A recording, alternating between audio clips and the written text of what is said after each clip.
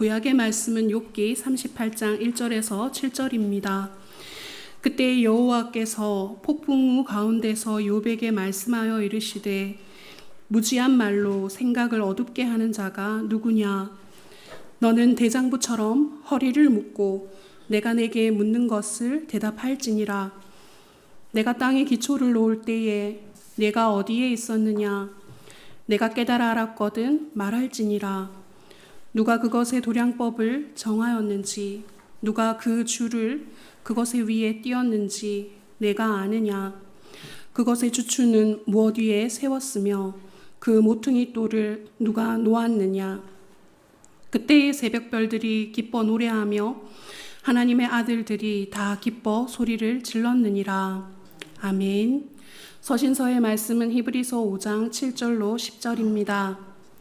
그는 육체에 계실 때에 자기를 죽음에서 능히 구원하실 이에게 심한 통곡과 눈물로 간구와 소원을 올렸고 그의 경건하심으로 말미암아 들으심을 얻었느니라.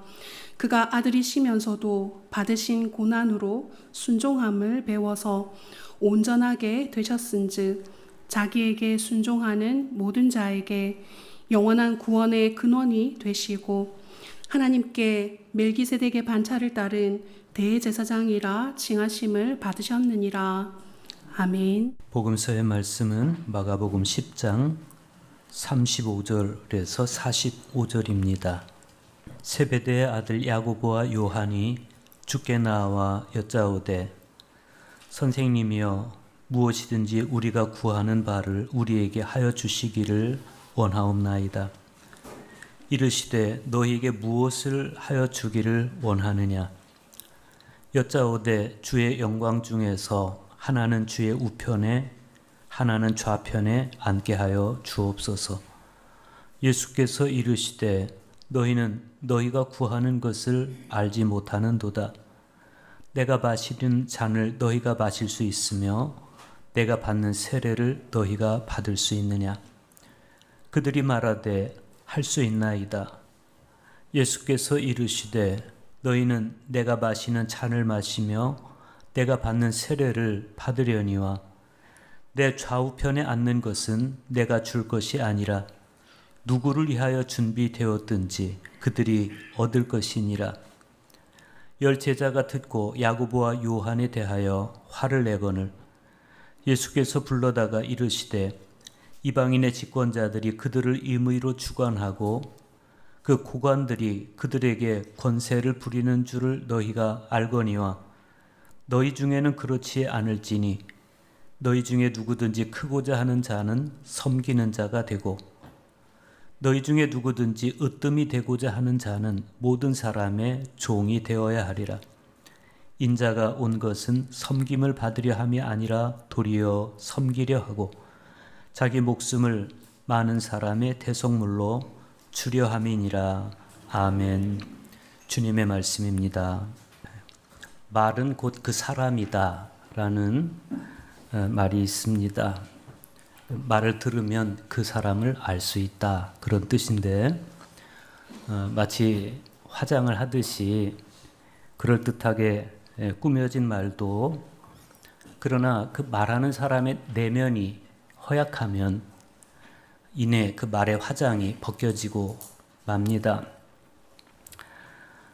그런데 그 내면의 허약함이 대개 사람들이 처해 있는 현실이라고 여겨서인지 톨스토이는 살아갈 날들을 위한 공부에서 이런 말을 합니다.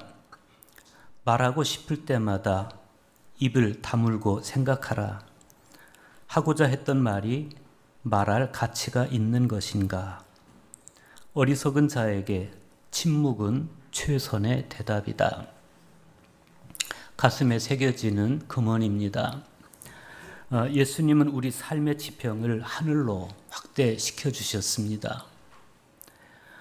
무엇을 먹을까, 무엇을 입을까, 무엇을 마실까 염려하기보다는 하나님의 나라와 그의 의를 위하여 구하라 이렇게 말씀하신 겁니다.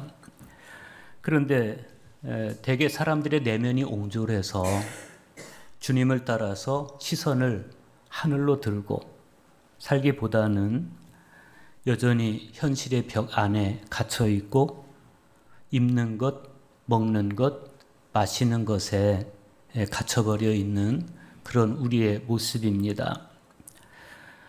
그렇게 자꾸 옹졸해진 자아로 야심에 들떠 살다 보니 자신도 모르게 말은 무지해지고 생각은 어두워질 때가 있습니다. 그러한 조바심이 우리 모두에게 있는 것인데 심지어 성경에 나오는 사람들도 때때로 보면 자신도 모르는 사이에 그렇게 내면의 무지와 어두움을 드러낼 때가 있습니다. 오늘 우리가 읽은 성경 말씀도 그렇습니다. 구약 성경에서 욥은 자신에게 임한 고난을 납득할 수 없어서 친구들 앞에서 친구들에게 항변하고 하나님께 항변하고 그러다가 하나님께로부터 무지한 말로 생각을 어둡게 하는 자라는 꾸지람을 듣습니다. 욥이 당한 고난을 모르는 바는 아니지만 그럼에도 불구하고 생각과 말을 지켜야 한다. 하나님의 꾸지람 속에 담겨 있는 교훈입니다. 오늘 복음서의 말씀에서 주님은 자기들이 원하는 것을 청탁하기 위해서 주님을 찾아온 제자들에게 너희가 청하는 것이 무엇인지 알고나 있느냐라고 물으십니다. 제자들 무리 중에서 으뜸이 되고 싶은 야심, 그 야심 때문에 생각도 어두워지고 말도 어두워지고 무지해진 그런 제자들의 모습에 대한 꾸중 섞인 질문으로 보입니다. 알렌 코르뱅이 침묵의 예술이라는 책에서 토머스 모어의 말을 인용해서 가장 깊은 감정은 언제나 침묵 속에 있다. 이렇게 말했듯이 어쩌면 내 생각이 어두워지고 말이 어두워졌을 때는 차라리 감정을 침묵 속에 감추어 두는 것은 어떨까라는 생각이 드는 겁니다. 그것이 오히려 지혜가 아닐까. 그때 그 침묵은 자신의 감정에 대한 회피가 아닌 은밀히 감추어진 하나님의 지혜에 대한 관상입니다. 그렇게 감정을 침묵 속에 간직해 두고 감추어진 하나님의 지혜를 관상함으로써 얻을 수 있는 혜택이 있는데 그 혜택을 장 드라크로아는 이렇게 정의했습니다. 한밤의 평온이 가져오는 정적 속에서와 같이 말이 자아내는 소음이 전혀 없는 상태에서 민감하고 자연적인 모든 것이 알지 못하게 하나님은 영혼을 깨우치신다 그랬어요. 그러니까 한마디로 정신과 마음의 침묵은 내 영혼 속으로 하나님께서 임재하시는 통로가 된다. 그래서 필연적 조건이 된다. 이런 이야기죠. 욥이 하나님께 꾸중을 들은 무지한 말과 생각의 어두움, 이것은 애초에 욥이 당했던 시험, 고난에서부터 비롯된 것이지만 그러나 좀 더 깊이 생각해 보면 자신도 모르는 사이에 마음이, 생각이 하나님과 분리되는 그 시점부터 그런 현상이 나타난 겁니다. 우리가 2주 전에 구약의 말씀에서 보았듯이 하나님께서 욥을 주의해 보라고 그렇게 말씀하시면서 욥을 칭찬합니다. 그와 같이 온전하고 정직하여 하나님을 경외하며 악에서 떠난 자가 없느니라. 굉장한 칭찬입니다. 그렇게 하나님께서 욥을 칭찬하셨을 때 그때 사탄이 하는 말이 그랬습니다. 주의 손을 펴서 그의 뼈와 살을 치소서. 그래 하시면 틀림없이 주를 향하여 욕하지 아니하겠나이까. 그러면서 이 사탄은 집요하게 욥과 하나님 사이를 분리시키려고 했습니다. 그런데 하나님은 무슨 이유에서 그러셨는지 그를 내 손에 맡기노라. 다만 그의 생명은 해하지 말지니라 라면서 허락하셨습니다. 그때부터 사탄은 잔인하게 욥을 치기 시작했습니다. 처음에 사탄은 욥의 소유물을 쳤습니다. 그래서 하루아침에 재산과 자녀들을 다 잃어버렸을 때 그럼에도 불구하고 욥은 내가 모태에서 알몸으로 나왔은즉 또한 알몸이 그리로 돌아가올지라. 주신 이도 여호와시요 거두신 이도 여호와시오니 여호와의 이름이 찬송을 받으실지니이다. 그러면서 그 무지막지한 고난을 당하면서도 하나님을 원망하지 않았습니다.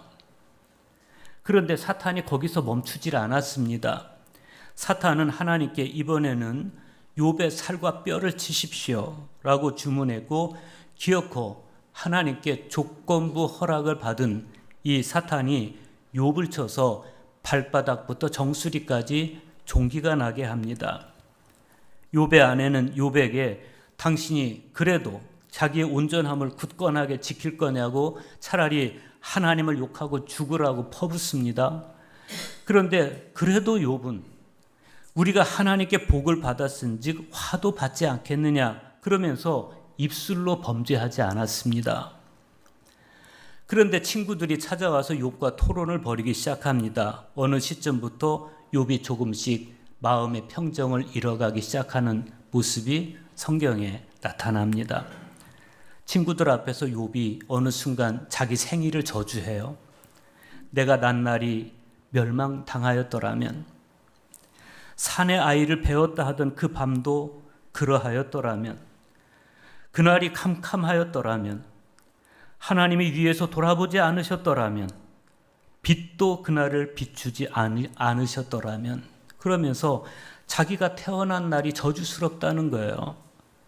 그렇게 자기가 태어난 날을 저주하던 욥이 또 이렇게 어찌하여 내가 태에서 죽어 나오지 아니하였던가, 어찌하여 내 어머니가 해산할 때 내가 숨지지 아니하였던가, 어찌하여 무릎이 나를 받았던가, 어찌하여 내가 젖을 빨았던가, 그러면서 자신의 어린 날 차라리 죽어버리지 않고 엄마 젖을 빨고 살아남은 자신의 그 생을 저주하는 거예요. 가볍게 날아다니는 하루살이에게도 삶의 무게는 있다고 그럽니다. 이때에 이 욥의 어깨에 내려앉았던 억겁의 고난의 무게, 삶의 무게는 얼마나 견디기 어려운 것이었을까. 우리는 이 욥의 저주와 후회를 조금은 이해할 수 있습니다. 그런데 그 저주와 후회에서 좀처럼 벗어나지 못하고 자기 마음을 어찌하지 못하는 이 욥의 모습이 계속되고 있어요. 바라보는 독자 입장에서는 굉장히 조바심 나는 그런 모습이 욥기에 지난하게 계속해서 펼쳐집니다. 그런데 욥이 어느 순간 하나님께 그렇게 반항하다가 점점 하나님께로부터 분리되는 상황으로 치닫기 시작을 하는 거예요. 오늘도 내게 반항하는 마음과 근심이 있다 이렇게 말하는가 하면, 어찌하면 하나님을 발견하고 그의 처소로에 나아가랴 이렇게 말하기도 하고, 어찌하면 그 앞에서 내가 호소하며 변론한 말을 내 입에 채우고 내게 대답하시는 말씀을 내가 알며 내게 이르시는 것을 내가 깨달으랴 이렇게 호소하기도 합니다. 그러다가 어느 순간에 마침내 욥은 하나님이 보이지 않는다고 하나님 결핍을 호소하기 시작합니다. 하나님을 향해서 내게 반항하는 마음과 근심이 있다고 그렇게 하나님께 호소하기도 하고, 앞으로 가도 당신이 아니 계시고 뒤로 가도 보이지 않는다 그러면서 하나님을 향해 불편한 기색을 드러냅니다. 우리는 이 욥의 심정을 보면서 내가 욥의 심정을 안다라고 감히 말할 수 없습니다. 욥을 위로하기 위해서 찾아왔던 친구들도 이 변해버린 욥의 모습을 보면서 당혹스러워합니다. 욥의 심정은 하나님 앞에서 점점 회의적이 되어 갑니다.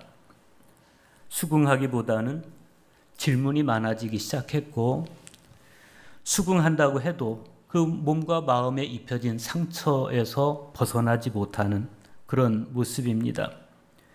욥기 13장 22절에서 24절을 읽어보면 주는 내게 대답하옵소서. 나의 죄악이 얼마나 많으니이까. 나의 허물과 죄를 내게 알게 하옵소서. 주께서 어찌하여 얼굴을 가리시고 나를 주의 원수로 여기시나이까. 이러면서 도발하는가 하면 또 31장 35절에서는 나의 서명이 여기 있으니 전능자가 내게 대답하시기를 바라노라 그러면서 도전하기도 합니다. 오늘 구약의 말씀은 이런 욥의 도전에 대한 하나님의 대답입니다. 그런데 하나님의 첫 마디가 만만치가 않아요. 뭐라고 말씀하십니까? 무지한 말로 생각을 어둡게 하는 자가 누구냐? 그 히브리어 성경인 마소라 사본에 의하면 이 말씀은 무지한 말로써 애차, 즉 나의 계획 혹은 뜻을 어둡게 하는 이가 누구냐 이런 말씀이에요. 내용적으로 보면 이 질문은 질책이에요. 그런데 좀 더 깊이 들여다보면 자연과 인간 세계 속에 나타나는 하나님의 다양한 차원의 계획을 너는 네 상처 때문에 어둡게 하지 말아야 된다라고 하는 당부가 그 안에 내재되어 있습니다. 이 말씀이 굉장히 중요합니다. 왜 그런가 하면 우리 그리스도인들이 견뎌내기 힘든 슬픔이라든지 고난에 처해졌을 때일수록 생각이 어두워지지 말아야 되고 말이 어두워지지 말아야 되고 하나님을 아는 지식에서 언어가 이루어져야 되기 때문에 그런 것입니다. 그런데 그게 어떻게 가능하겠어요? 장 드라큘라의 말처럼 침묵을 지키며 은밀히 감추어진 하나님의 지혜를 관상할 때 비로소 가능하게 되는 것이죠. 그래서 질문 이후에 하나님은 욥에게 준엄하게 요구하십니다. 너는 대장부처럼 허리를 묶고 내가 네게 묻는 것을 대답할지니라. 무지한 말로 생각을 어둡게 하는 자가 누구냐? 하나님께서 이 질문을 통해서 문제 삼으신 것은 자연과 인간 속에 나타나는 다양한 차원의 하나님의 애차, 즉 하나님의 정교한 계획, 하나님의 정교한 뜻을 너는 왜 어둡게 하느냐 이런 거예요. 자신의 고통스러운 상황 안에서 하나님의 계획이 보이지 않습니다. 하나님의 뜻이 보이지 않습니다. 라고 하나님을 향해 회의하는 그런 욥에 대해서 하나님께서 당신의 입장을 밝히시는 겁니다. 욥은 이제 회의하고 질문하는 자에서 질문을 받는 자로 하나님 앞에 서 있게 됩니다. 그리고 이어지는 하나님의 질문의 기본 양식은 수사예요. 하나님은 수사적 질문을 통해서 욥의 판단을 바로 잡으려고 하십니다. 여기서 수사적 질문이라는 것은 새로운 정보를 얻기 위해서 묻는 것이 아니라 자신이 주장하는 바에 대한 공감을 이끌어내기 위해서 동의를 얻기 위해서 던지는 질문, 이걸 수사적 질문이라고 그래요. 이어지는 말씀을 보면 하나님은 창조 세계와 관련한 70개 항의 질문을 욥에게 던지십니다. 그런데 이 질문의 범위를 보면 천체, 그러니까 우주로부터 짐승과 새들을 망라하고 38장 1절에서부터 시작된 질문이 39장 30절까지 계속됩니다. 그 중에서 오늘 구약의 말씀이 있어요. 4절에서 7절 보십시오. 내가 땅에 기초를 놓았을 때 네가 어디 있었느냐? 네가 깨달아 알았거든 말할지니라. 누가 그것의 도량법을 정하였는지, 누가 그 줄을 그것의 위에 띄웠는지 네가 아느냐? 그것의 주추는 무엇 위에 세웠으며 그 모퉁이 돌을 누가 놓았느냐? 그때 새벽별들이 기뻐 노래하며 하나님의 아들들이 다 기뻐 소리를 질렀느니라. 여기서 볼 수 있는 하나님의 질문은 땅의 기초를 놓는 것과 관련되어 있습니다. 이 질문을 통해서 욥은 창조주 하나님 그리고 하나님의 창조 세계를 주목하게 되는데 창조 과정에서 보이는 하나님의 행동은 정교한 건축가의 작업과 비유돼서 나타납니다. 하나님께서는 천지를 창조하시는데 줄을 띄워서 측정하시고 또 주추를 세우시고 모퉁이돌을 놓으십니다. 하나님의 이러한 정교한 창조 작업은 고통 속에서 회의하면서 당신이 어디 계십니까? 당신은 앞에서도 보이지 않고 뒤에서도 보이지 않습니다. 당신의 응답이 들리지 않습니다. 라면서 회의하고 질문했던 욥의 질문에 대한 웅장하고도 진실하신 대답입니다. 창조 세계가 정교한 건축물로 은유되고 있어요. 그런 가운데 애차, 즉 정교한 계획 안에서 하나님께서는 줄을 띄워서 측정하시고 주추를 세우시고 모퉁이돌을 놓으셨다. 이렇게 땅을 만들었다. 이런 하나님의 묘사는 욥의 불평에 대한 대답이죠. 그날이 캄캄하였더라면, 하나님이 위에서 돌아보지 않으셨더라면, 빛도 그날을 비추지 않았더라면, 그러면서 차라리 내가 창조 이전의 어둠으로 되돌려지기를 희망합니다. 탄생보다 차라리 죽음이 더 낫습니다. 라면서 생명보다 죽음을 동경하는 그런 욥의 저주와 굉장히 대조적인 모습이에요. 하나님께서 수사적 의문문을 던지시면서 질문 공세를 하시는 것은 욥이 자신의 무지와 무능을 깨닫는 것에 목적이 있는 게 아니에요. 하나님께서 창조하신 창조 세계 속에 나타나는 하나님의 정교한 계획, 하나님의 정교한 뜻을 네가 깨닫기를 원하고 그래서 위로받기를 원한다. 이런 것이죠. 마침내 욥은 하나님의 이 질문들을 성찰하면서 자기 존재가 그냥 버려진 존재가 아니라 하나님의 정교하신 애차, 하나님의 정교하신 계획과 뜻 안에 있는 존재라는 사실을 점점 깨달아 갑니다. 해가 아침에 떴다가 밤이 되면 지는 것처럼, 별이 밤에 떴다가 아침이 되면 지는 것처럼, 사자도 암사슴도 까마귀도 심지어 자기 자신도 똑같은 질서 안에서 떴다가 지고 태어났다가 죽는 것이 하나님의 정교한 애차, 정교한 계획이고 뜻임을 욥이 점점 깨달아 가는 거예요. 그 하나님의 뜻 안에 자신의 고난도 있고 죽음도 있고 탄생도 있고, 하나님은 그 하나님의 정교한 계획과 질서 안에서, 하나님의 뜻 안에서 욥을 붙들고 있는 그 손을 절대 놓지 않으시고, 욥이 비탄에 잠겨 있는 그 순간을 하나님도 함께 견디고 계신다는 것을 오늘 말씀을 통해서 보여주시고 욥은 깨달아 갑니다. 때때로 생각이 막히고 말도 막혀버리는 그런 순간들이 우리에게 있습니다. 어쩌면 그런 고난의 순간이, 그 고통의 순간이 하나님의 은총과 맞닥뜨리는 가장 정교한 시간일 수도 있겠습니다. 그래서 성찰이 없는 입으로 함부로 말하다가 말의 무지함과 생각의 어두움을 들키기보다는 내 깊은 감정은 침묵 속에 간직하고 은밀히 감추어진 하나님의 지혜를 관상하며 살아가는 것, 그것이 참되고 본된 그리스도인의 삶이라고 여겨집니다. 그래서 하나님의 질문이 다 끝난 다음에 욥도 그런 취지로 대답합니다. 보소서, 나는 비천하오니 무엇이라 주께 대답하리이까? 손으로 내 입을 가릴 뿐이로소이다. 내가 한 번 말하였사온즉 다시는 더 대답하지 아니하겠나이다.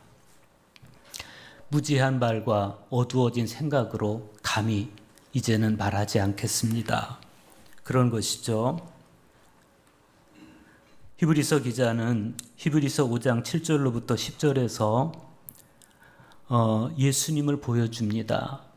그러면서 고통과 죽음이 찾아올 때 우리가 잊지 말아야 할 것이 있다.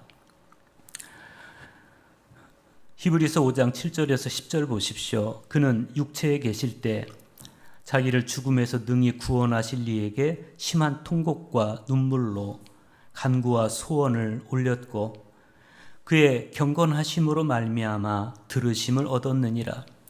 그가 아들이시면서도 받으신 고난으로 순종함을 배워서 온전하게 되셨은즉 자기에게 순종하는 모든 자에게 영원한 구원의 근원이 되시고 하나님께 멜기세덱의 반차를 따른 대제사장이라 칭하심을 받으셨느니라.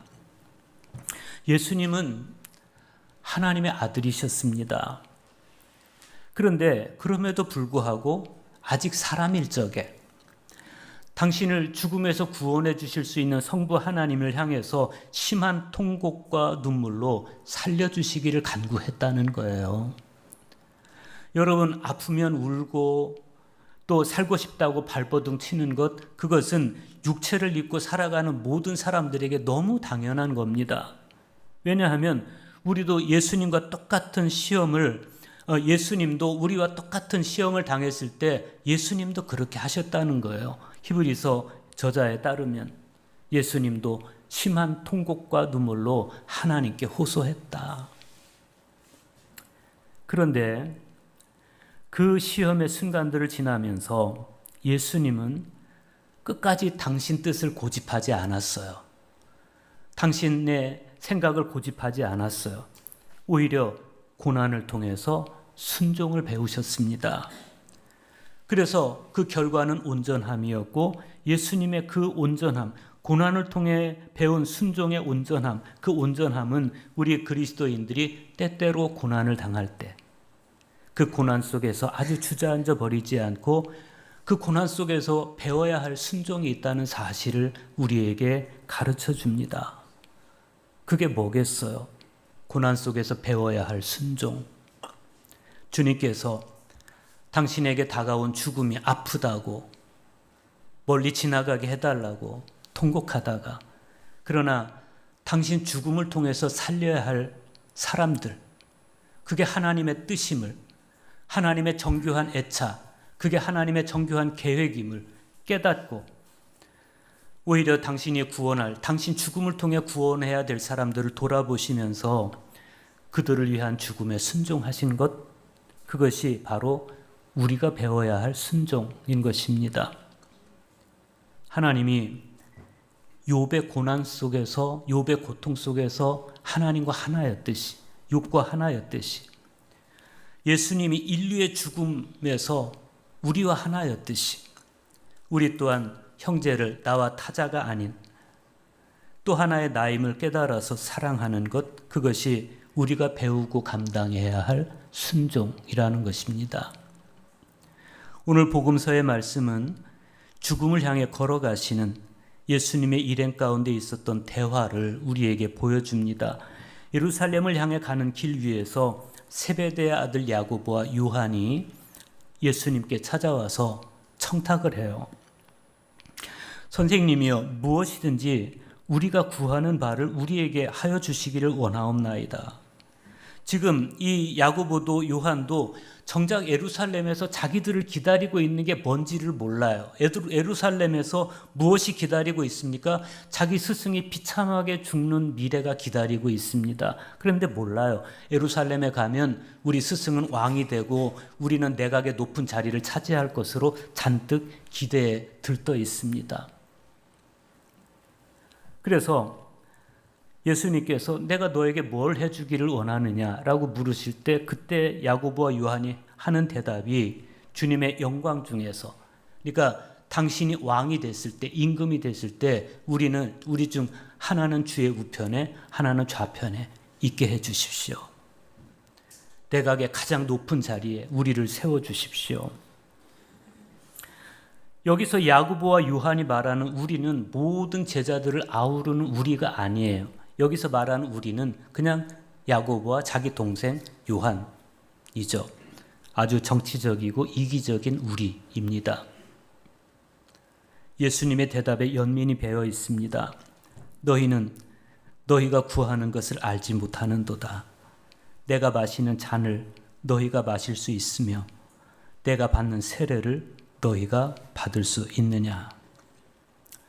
이미 욕망의 마음을 빼앗겨서 생각이 어두워져 있는 야고보와 요한은 주님의 잔이 의미하는 것, 주님의 세례가 의미하는 것이 뭔지도 모르고 예, 마실 수 있습니다. 우리도 같은 세례를 받을 수 있습니다. 그렇게 대답합니다. 주님이 마시려는 잔은 고난과 죽음의 잔입니다. 주님께서 받으시는 세례는 죽음을 이야기하는 겁니다. 그런데 야고보와 요한은 그 의미도 알지 못한 채 우리도 할 수 있습니다. 우리도 주님의 잔을 같이 마실 수 있습니다. 우리도 주님과 함께 세례받을 수 있습니다. 그렇게 대답합니다. 그런데 놀랍게도 예수님은 그들의 그 엉뚱한 대답을 받아들이세요. 받아주세요. 그리고 뭐라고 말씀합니까? 그들의 순교를 말씀하세요. 39절, 40절 보십시오. 너희는 내가 마시는 잔을 마시며 내가 받는 세례를 받으려니와 내 좌우편에 앉는 것은 내가 줄 것이 아니라 누구를 위하여 준비되었든지 그들이 얻을 것이니라. 정말 사도행전 12장 2절에 보면 이 야고보와 요한은 순교의 영광을 얻어요. 주님 말씀대로. 놀라운 일이죠. 정말 그들은 그냥 영광을 얻기 위해서 주님께 말씀드린 건데 주님은 그들이 순교의 영광을 얻게 해주십니다. 야고보는 AD 44년 헤롯 아그리파 1세에 의해서 12사도 중 최초의 순교자가 됩니다.